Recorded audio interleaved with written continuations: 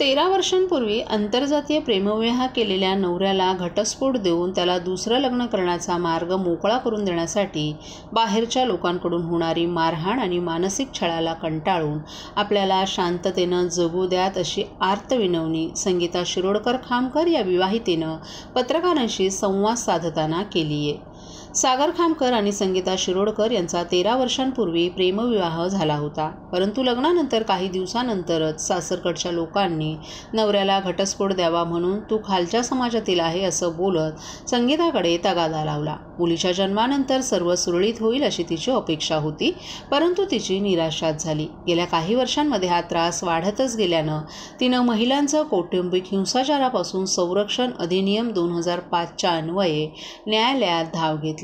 त्यावर न्यायालयानं तिला दिलासा देताना तिला निवास लाभ आणि संरक्षण देण्याचे आदेश दिले. असं असताना मागील 2 मार्च रोजीपासून सासू सासरच्या गुंड प्रवृत्तीच्या लोकांना सोबत घेऊन ती राहत असलेल्या घराचा दरवाजा तोडला. यावेळी त्यांनी घरातील मौल्यवान वस्तू आणि 3,000 रुपयांची रोख रक्कम चोरत तिथं उपस्थित नसलेल्या तिच्या आईवडिलांनाही शिवीगाळ केली. त्यानंतर सासू सासऱ्यासोबत आलेल्या गुंडांमधील काही महिला बळजबरीनं आत येत घराचा अवैध कब्जा घेतला. त्यातील 4 महिला आळीपाळीनं सकाळ संध्याकाळ घरात बसून असतात. या महिला काही वेळेला मारहाण करत असल्यामुळे तिनं पोलिसांकडे अनुसूचित जाती आणि अनुसूचित जमाती अधिनियम 1989 अन्वये फिर्याद दाखल केली आहे. परंतु पोलीस तक्रार नोंदवून घेत नसल्यामुळे ठाण्यातील विशेष सत्र न्यायालयात सासरच्या लोकांविरोधात तिने तक्रार दाखल केली. त्यावर न्यायालयानं तिच्या तक्रारीची पडताळणी करत फौजदारी प्रक्रिया संहिता कलम 156(3) प्रमाणे गुन्हा दाखल करून घेण्याचे आदेश दिले. त्यावर पोलिसांनी अनुसूचित जाती आणि अनुसूचित जमाती अधिनियमानुसार सासरकडच्या लोकांविरोधात गुन्हा दाखल केलाय. परंतु त्यानंतरही तिची होणारी छळवणूक आणि मानसिक मानहानी थांबली नाही. संगीताने या संदर्भात राज्य महिला आयोग आणि अनुसूचित जाती आयोगाकडे तक्रार नोंदवली आहे. यावर या दोन्ही आयोगाकडून येणाऱ्या निर्देशांकडे पोलीस कानाडोळा करत असल्याचा आरोपही संगीतानं केला आहे. त्यामुळे या सगळ्याला कंटाळून आपला नवरा मुलीसह आपल्याला शांततेत जगू द्यात अशी याचना पत्रकारांशी संवाद साधताना तिने केली आहे.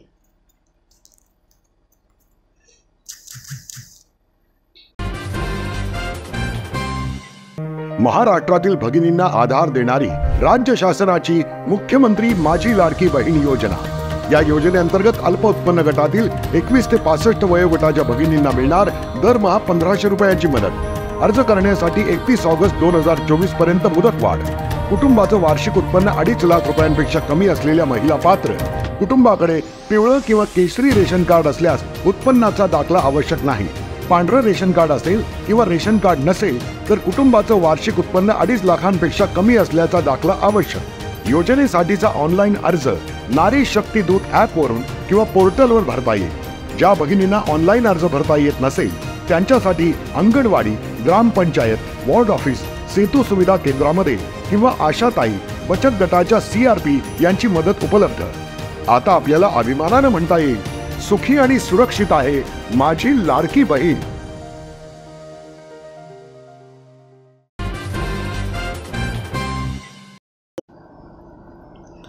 सरकारच्या विविध शासकीय योजनांमधून महिलांच्या उद्धाराचं कार्य होत असताना ठाणे शहराचे आमदार संजय केळकर यांच्या पुढाकारानं महिला विकास परिवार या सामाजिक संस्थेच्या वतीनं महिलांना जनकल्याण स्मार्ट कार्ड देण्यात येणार आहे.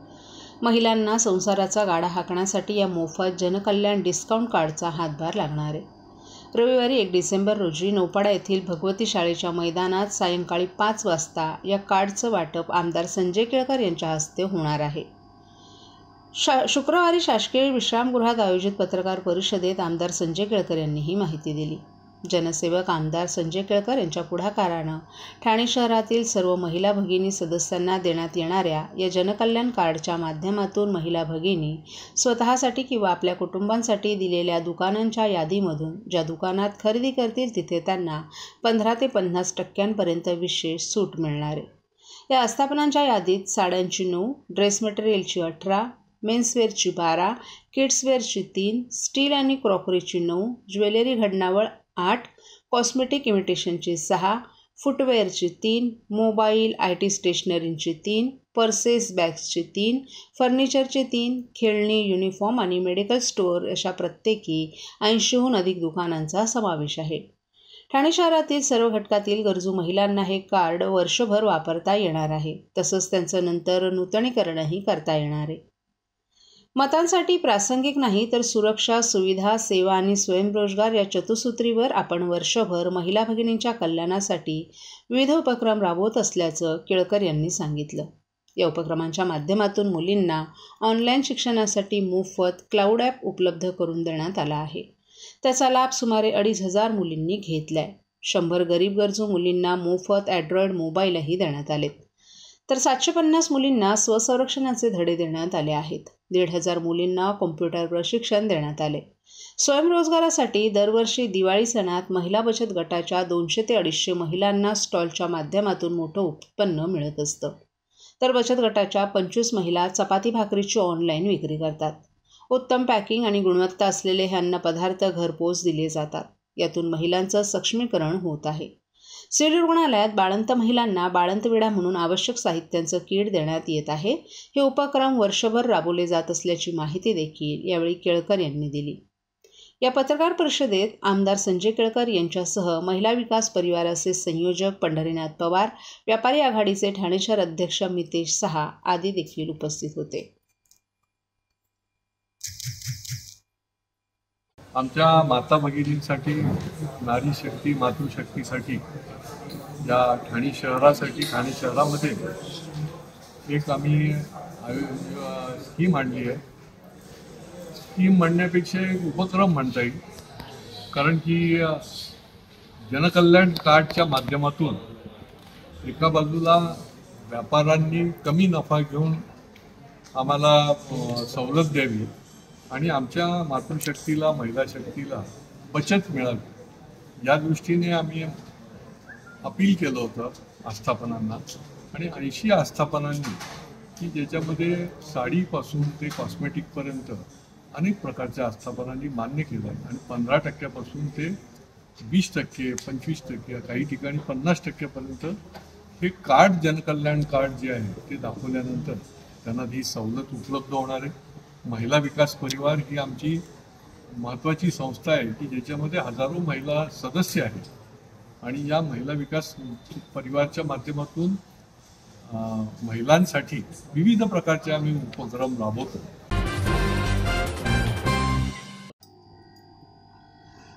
ठाणे महापालिका कार्यक्षेत्रातील घरगुती वापरासाठी असलेल्या नळ संयोजनाचं थकीत देयक चालू वर्षाच्या मागणीसह पूर्ण भरणा केल्यास प्रशासकीय आकारामध्ये 100% सूट लागू करण्यात आली असल्याची माहिती महापालिका आयुक्त तथा प्रशासक सौरभ राव यांनी दिली आहे.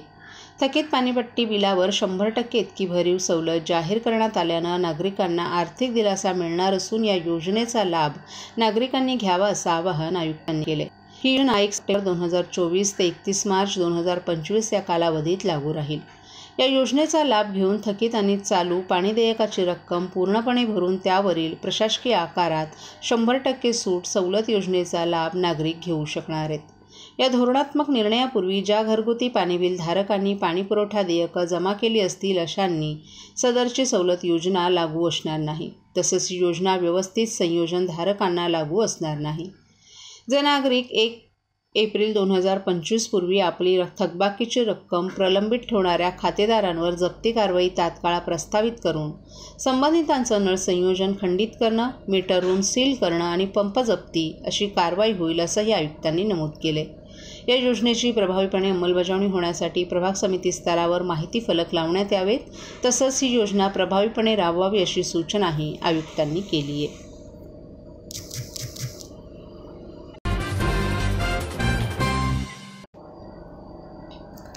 ठाणे महापालिका क्षेत्रात यंदा गणेश मूर्ती विसर्जन करण्यासाठी 6 फिरत्या विसर्जन व्यवस्थांची व्यवस्था करण्यात येणार आहे. महापालिका आयुक्त सौरभ राव यांच्या संकल्पनेतून ही व्यवस्था तयार झाली असून यामध्ये विसर्जनाची व्यवस्था असलेला ट्रक ठरलेल्या वेगवेगळ्या ठिकाणी फिरणार आहे. त्या ट्रकवरील टाकीत गणेश मूर्तींचं विसर्जन करता येणार आहे. महापालिका आयुक्त सौरभ राव यांच्या निर्देशानुसार बांधकाम विभाग, पर्यावरण विभाग आणि घनकचरा विभाग यांनी विसर्जन व्यवस्थेचं नियोजन केले। यामध्ये 9 विसर्जन घाट, 15 कृत्रिम तलाव, 10 मूर्ती स्वीकृती केंद्र आणि 49 ठिकाणी टाकी विसर्जन व्यवस्था आणि 6 फिरत्या विसर्जन व्यवस्था यांचा समावेश आहे। फिरत्या विसर्जन व्यवस्थेमुळे नागरिकांना विसर्जनाची आणखीन एक सुविधा उपलब्ध होणार आहे। ठाण्यातील गणेशोत्सव अधिकाधिक पर्यावरणपूरक असावा यासाठी महापालिकेचे प्रयत्न आहेत। त्याला नागरिकांनीही सकारात्मक प्रतिसाद दिलाय। तसाच तो या फिरत्या व्यवस्थेलाही मिळेल असा विश्वास आयुक्त राव यांनी व्यक्त केलाय।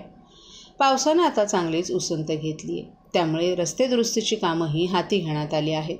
उड्डाणपुलांवर आनंद नगर, ओवळा अशा काही भागात रस्ते खराब झाले आहेत, त्यावरील खड्डे तातडीनं भरले जातील। मुख्यमंत्री महोदय यांच्या निर्देशानुसार जलद वाळणाऱ्या पद्धतीचा वापर खड्डे बुजवण्यासाठी करण्यात आला आहे, त्याचा चांगला परिणाम दिसला असल्याचंही आयुक्त राव यांनी नमूद केले। MSEB आणि पोलीस डिपार्टमेंट यांच्याबरोबर ऑनलाईन पद्धतीनेच समन्वय ठेवणे, जेणेकरून ॲप्लिकंट जे आपले गणेश मंडळ आहे त्यांना वेगवेगळे ठिकाणाला जाण्याची आवश्यकता पडणार नाही, ती व्यवस्था आपण केली आहे। काल संध्याकाळपर्यंत आम्हाला 214 ॲप्लिकेशन्स प्राप्त झालेले होते परवानग्यांचे, त्यापैकी 184 ॲप्लिकेशन्स आपण 3 दिवसाच्या आत परवानगीही दिलेला आहे। विसर्जनाचे घाटांची व्यवस्था, तिथे स्वच्छ पेयजल, तिथे शौचालयाची व्यवस्था, फिरते आपले विसर्जन स्थळ, यावेळी आपण ती सुद्धा संकल्पना आपण अंमलीभूत आणण्याचा प्रयत्न करत आहोत।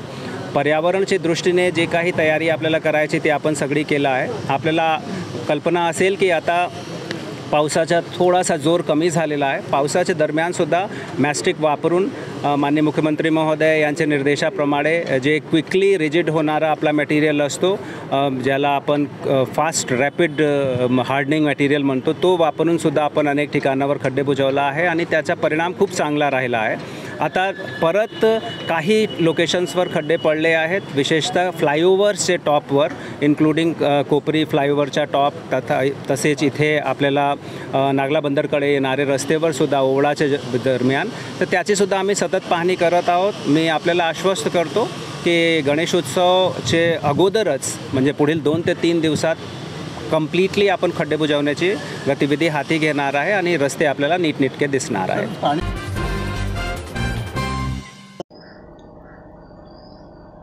विधानसभा निवडणुकांचे वेध लागलेले असतानाच निवडणूक आयोगाकडून कधीही निवडणुकीच्या कार्यक्रमाची घोषणा होण्याची शक्यता वर्तवली जाते।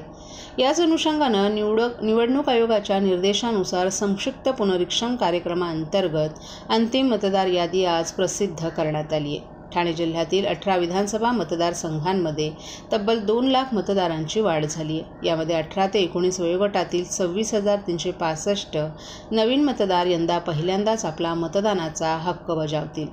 विधानसभा निवडणुकीत जिल्ह्यातील प्रत्येक मतदाराला मतदानाचा हक्क बजावता यावा यासाठी 18 विधानसभा मतदारसंघातील मतदान केंद्रांवर विशेष मतदार नोंदणी शिबिराचं आयोजन करण्यात आले। या शिबिरात नवीन मतदार नोंदणीसाठी अर्ज प्राप्त झाले होते। यामध्ये स्थलांतरित, पत्ते बदल तसंच मतदार यादीतून नाव वगळणं, तपशील दुरुस्तीसाठी देखील मतदारांनी अर्ज केले होते। दरम्यान विधानसभा निवडणुकीमध्ये एकही मतदार नोंदणीपासून वंचित राहू नये म्हणून विशेष शिबिराचं आयोजन करण्यात आल्याची माहिती ठाणे जिल्हाधिकारी तथा जिल्हा निवडणूक अधिकारी अशोक शृंगारे यांनी दिली आहे। मतदारांमध्ये 18 ते 19 वयोगटातील एकूण 26,365 नवमतदारांची नोंदणी करण्यात आली आहे। मतदारांनी आजच आपले नाव मतदार यादीमध्ये समाविष्ट असल्याची खात्री करावी। नाव नसल्यास संबंधित मतदार नोंदणी अधिकारी यांच्या कार्यालयाशी संपर्क साधावा असं आवाहन जिल्हाधिकारी तथा जिल्हा निवडणूक अधिकारी अशोक शृंगारे यांनी केले।